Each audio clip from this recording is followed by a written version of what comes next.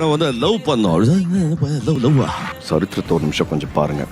அது நம்ம கத்துக் கொடுக்கறது ஒண்ணுதான். காதலர் தினம். உன்ன மாதிரி பசங்க எல்லாம் அப்பனுக்கு கொல்லி போட கூட லாய்க்கு இல்ல. பெரிய மனுஷா எப்படி இருக்கிற? இன்டர்வியூ வந்துட்டு 2 யூடியூப் வீடியோஸ் ஆக்கியிருக்காங்க. அண்ட் இந்த 2 வீடியோஸோட தம்ப்நெயிலும் நான் காமிக்கிறேன். நான் இப்போ உங்களுக்கு இந்த தம்ப்நெயில பார்த்தா இது வந்து மணிகண்டன் அவர் மூவி ப்ரொமோஷனுக்கு பண்ண வந்த இன்டர்வியூ மாதிரி இருக்கா? நான் உங்ககிட்ட ஒரு கேள்வி கேட்குறேன். அவங்க மணிகண்டனை எந்த மாதிரி ஒரு ஆளா பார்க்குறாங்க?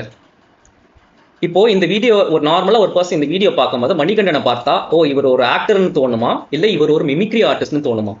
அவரே ஒரு பாயிண்ட்ல வந்துட்டு இல்லைங்க நான் எங்கள் எதுக்கு சும்மா சும்மா கமலாசன் சொல்லிட்டு உங்களுக்கே ஒரு மாதிரி ஆயிடும், உங்கள் ஃபேமிலியில் இருக்கவங்க நான் இவ்வளோ அப்சஸ்டாக இருக்கிறத பார்த்தா உங்களுக்கே ஒரு மாதிரி இருக்காதாங்கிற மாதிரி இருக்குமா அப்படிங்கிற மாதிரி அவர் லைட்டாக ஒரு பதில் சொல்கிறாரு. அதுக்கு சுத்தமாக ஒரு கூச்சமே இல்லாமல் அனுவாசன் வந்துட்டு இல்லை நாங்களும் அதெல்லாம் தப்பாக நினச்சிக்க மாட்டோம், நீங்கள் தயவுசெய்து பதில் சொல்லுங்க அப்படிங்கிறாங்க. And you will not believe the entire interview அதுக்கப்புறம் வந்துட்டு வாஸ் ஜஸ்ட் அபவுட் கமல்ஹாசன். அவர் வந்து அந்த ஒரு படமும் கமல்ஹாசன் பற்றி அவர் எவ்வளோ நல்லா நடிச்சிருக்காரு, அவர் என்னெல்லாம் டைலாக் பேசினாரு, ஆஸ் யூஷுவல் அந்த மிமிக்ரி தான் வந்துகிட்டே இருந்தது. எனக்கு இந்த எண்ட் ஆஃப் திஸ் இந்த பர்டிகுலர் வீடியோ நீங்கள் என்ன தோணுச்சுன்னா, இவங்களா இருக்கட்டும் சரி இல்லை எல்லா அந்த யூடியூப் இன்டர்வியூஸ் எடுத்தவங்க எல்லாருமே சரி மணிகண்டனை வெறும் ஒரு மிமிக்ரி ஆர்டிஸ்டாக தான் பார்க்குறாங்க. ஒரு ஹீரோ அவரோட படத்தை வந்துட்டு ப்ரொமோட் பண்ண வந்திருக்காருன்னு ஒருத்தருமே பார்க்கல.